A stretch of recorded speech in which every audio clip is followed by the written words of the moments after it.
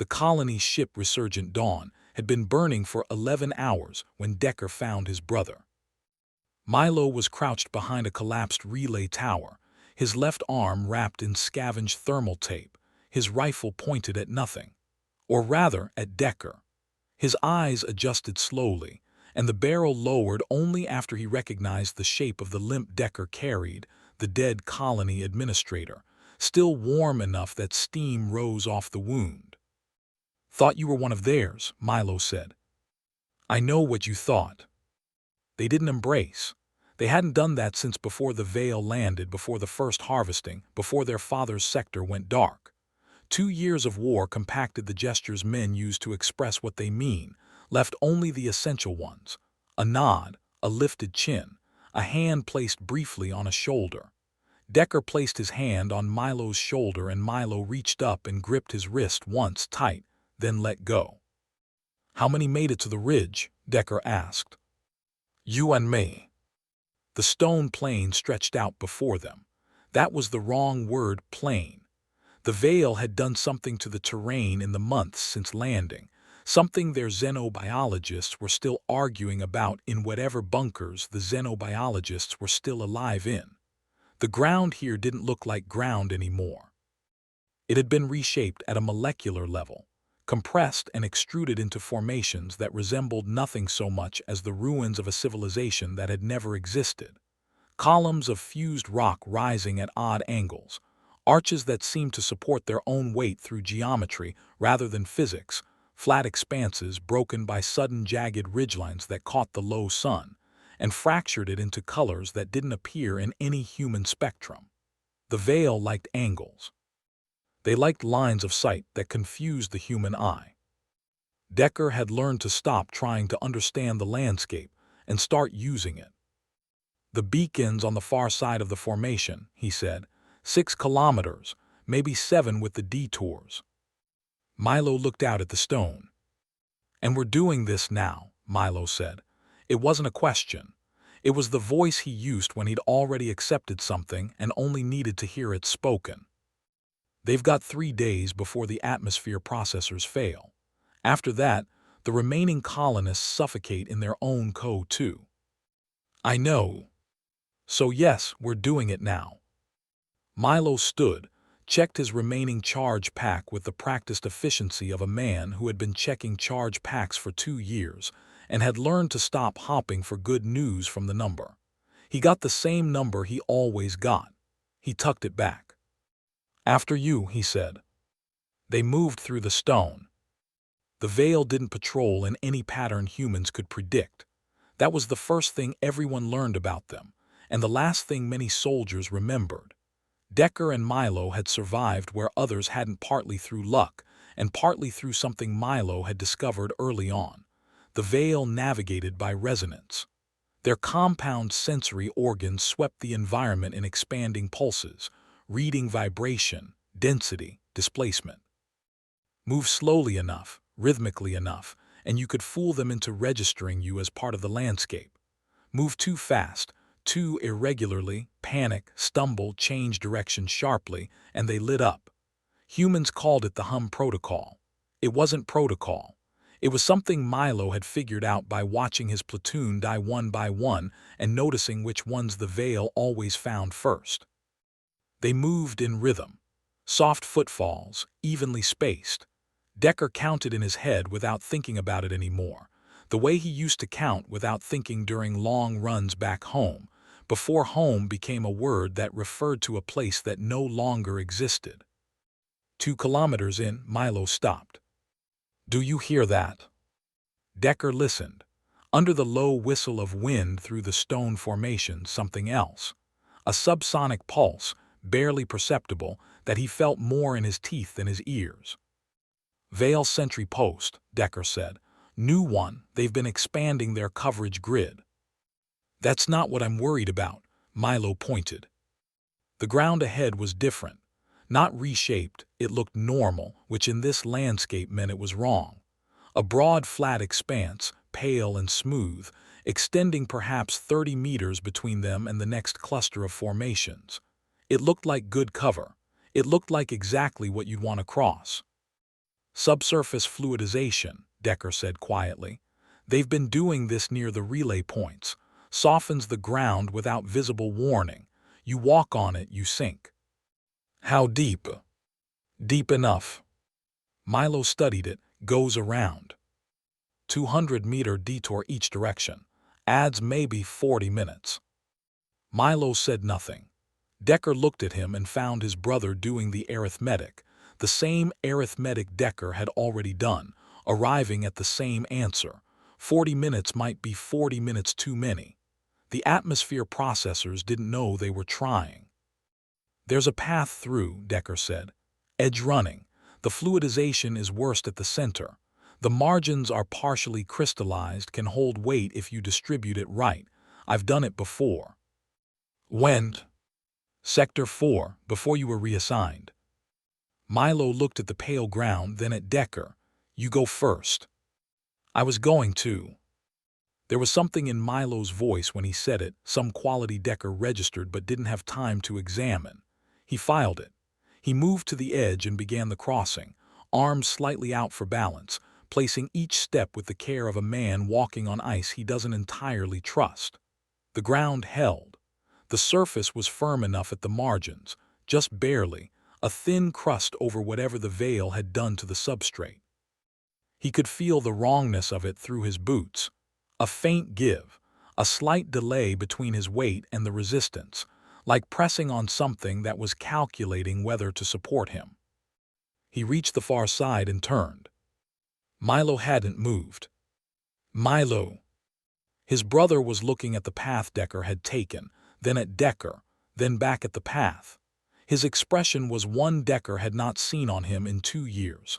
Not fear exactly, but its technical precursor. The state before fear, when the body is running scenarios and none of them are good. It took your weight, Decker said. I know. Milo.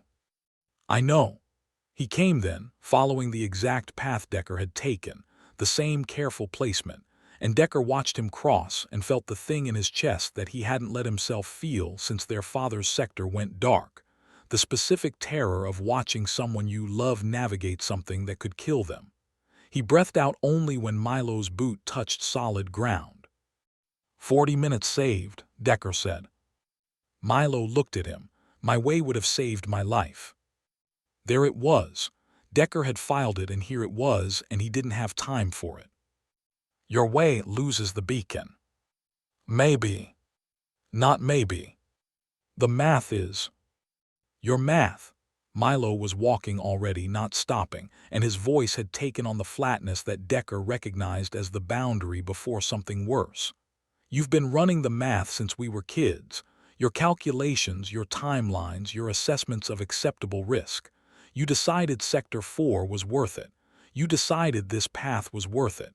You decide. Someone has to. I used to think that too. They walked. The stone formations closed around them again, the alien geometry fracturing the light in its wrong colors, and Decker chewed on what his brother had said and found he couldn't get it down. It sat in him like a stone.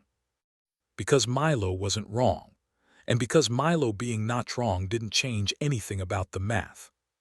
4 kilometers from the beacon, the Vael found them.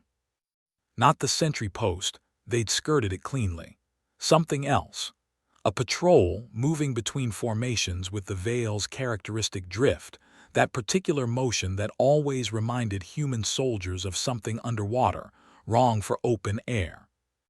Decker and Milo dropped simultaneously, the same instinct, pressed flat against the base of a stone arch, and Decker watched the patrol through a gap in the rock and counted, and the number was bad. 7 units, spread across a 40-meter front sweep pattern that would bring them past this position in approximately 4 minutes. Can't go back, Milo breathed. Can't go forward. There, Milo pointed to a depression in the stone, 20 meters to their right, partially shielded by a collapsed formation, deep enough to shelter 2 people barely. Decker calculated the exposure time. The gap between their current position and the depression was open ground, and the patrol's sweep would be sweeping it in roughly 90 seconds. We can't both make it, he said. Milo's jaw tightened. One goes now, one waits. You go, you get to the beacon, I'll draw them. No. Milo. I said no. And something had changed in his brother's voice, the flatness gone, replaced with something older and harder. You don't get to decide this one.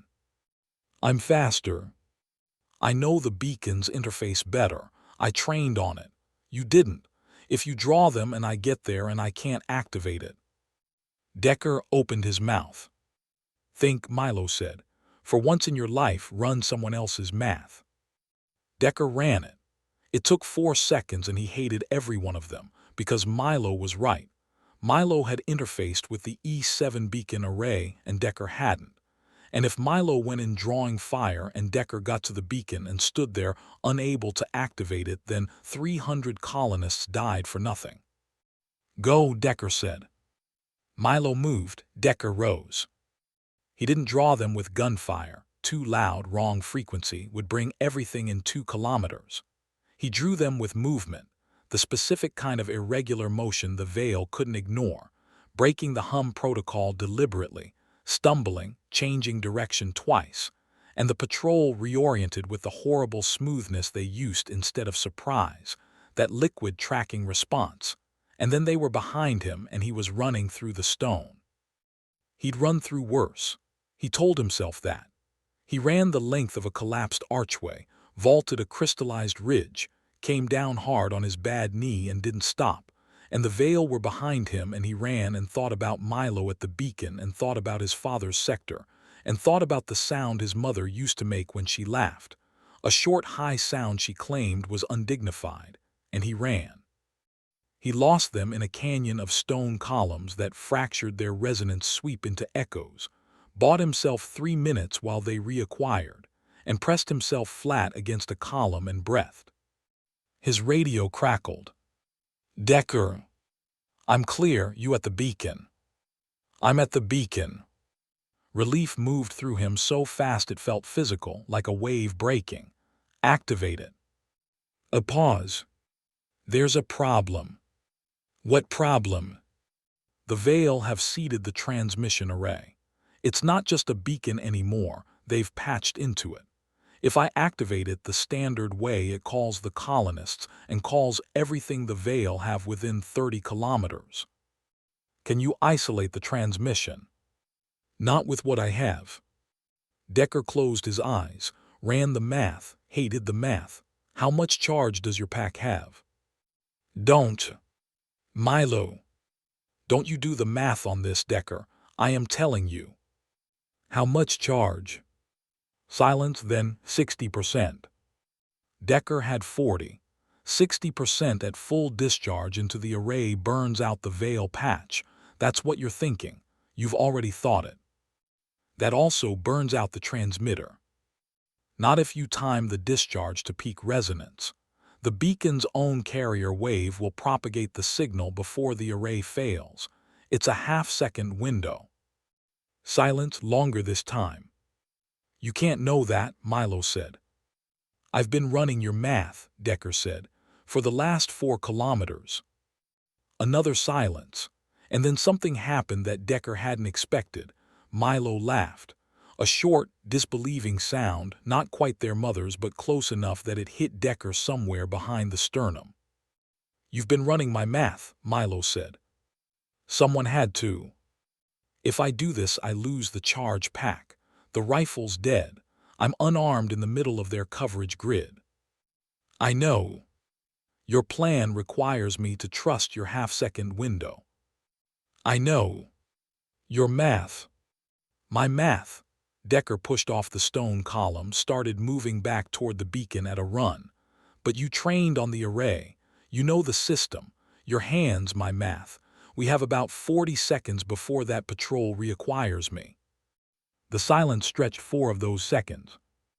Moving to the interface, Milo said. Decker ran.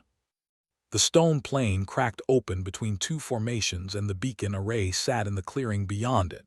A human structure looking alien now, colonized by the filament structures the Vael used to seed their patches, pale strands woven through the transmitter housing like something growing. Milo stood at the interface panel, his hand on the charge pack coupling, and he looked up when Decker came through. There were no words for a moment. Decker took a position at the perimeter, watching the approaches, and felt the patrol somewhere close, felt it as much as heard it, that subsonic resonance setting his teeth. "On your mark," Milo said. "Wait for the carrier wave peak. You'll feel it. The ground vibration changes about a quarter second before." "I know." Milo's eyes were closed, listening. The patrol was 40 meters out and closing. Decker watched them come through the gap in the formations, 7 units in their underwater drift, and he did not fire and he did not run, and he stood his ground and waited. And this was the hardest calculation he had ever made, the one that required him to hold absolutely still while the thing that could kill them moved closer. Because movement now would compromise the half-second window, would cost Milo the timing, would cost 300 people the air they needed to breathe. He held still. The ground changed under his feet. The subsonic pulse shifted frequency by something too small to name in the moment, but unmistakable if you were listening for it. "Now," Decker said. The discharge was white and instant, and the filament structures on the transmitter housing went dark all at once, and for half a second Decker could hear the carrier wave propagating through the array's shell, a sound like every string instrument in the world hit simultaneously, and then the array went dark and silent. The Vael stopped. All 7 of them simultaneously. In his 2 years of fighting, Decker had never seen them stop. They moved. That was what they did. They moved and they swept and they tracked. But they stopped and they stayed stopped for 3 full seconds while something processed in whatever communal network they used instead of individual thought. "Milo," Decker said quietly. "I see them. Walk, don't run. The hum protocol, exactly the same as before." "I know the hum protocol." "I know you know." They walked. Evenly spaced steps, soft and rhythmic, and Decker counted without thinking about it, the way he always had, and the Vael behind them began to move again, but the movement was different, slower, reorienting on something that wasn't them. And they walked and walked, and the stone formations swallowed them and they kept walking. Decker didn't let himself breathe normally until they were 2 kilometers clear. In the end, they found a culvert at the edge of the old survey grid, a human-dug drainage channel half-collapsed but deep enough to shelter in, and they sat in it with their backs against the wall and the sky above them beginning to lighten toward whatever color this planet's dawn produced. It wasn't like Earth's. It was never going to be like Earth's. Milo's rifle was dead. Decker checked his own charge, 11%. "Beacon signal propagated?" Milo asked. "Rescue ships should have it, 40 minutes maybe, if they were in range when it fired." If. Milo leaned his head back against the stone. He looked exhausted in the way that had nothing to do with sleep, the exhaustion of someone who had been carrying too much for too long and had only recently, in the last hour, been permitted to put part of it down. "I've been thinking about Dad's sector," he said. Decker said nothing. "I've been thinking that if we'd done it your way, moved faster, pushed harder when the perimeter was still soft, maybe the outcome is different. I've been thinking that for 2 years. He paused. "And I've been thinking, on the other side, that if we'd done it my way, waited, taken the long route, preserved our strength, maybe the outcome is the same, but we're still alive to feel worse about it." "There's no right answer to that question," Decker said. "No," Milo looked at him, "but I've been spending 2 years fighting you instead of fighting them, and I noticed about an hour ago that so have you." Decker looked at his hands. The stone walls of the culvert were cold, and the alien light was coming up, and somewhere in a sealed colony, 300 people were breathing recycled air, and not yet knowing that the ratio had just shifted in their favor. "Humans are the only species," Milo said slowly, feeling out the words, "that will stand in quicksand and punch each other." "Where'd you hear that?" From you when we were kids, you read it somewhere. Decker thought about it. He didn't remember saying it. He remembered reading it, a long time ago, in a context that seemed impossibly remote from culverts and dead rifles and alien stone. You remember everything I say, Decker said. I remember everything you say wrong, Milo said. Everything you say right I try to forget. Decker laughed. He hadn't expected to. It came out rough and short but real, and Milo's mouth moved in response. Not quite a smile but the motion preceding one. And they sat in the culvert with the alien dawn coming up above them and the patrol somewhere far behind, and the beacon signal moving at the speed of light toward ships that might or might not be close enough. They would argue again. Decker knew that.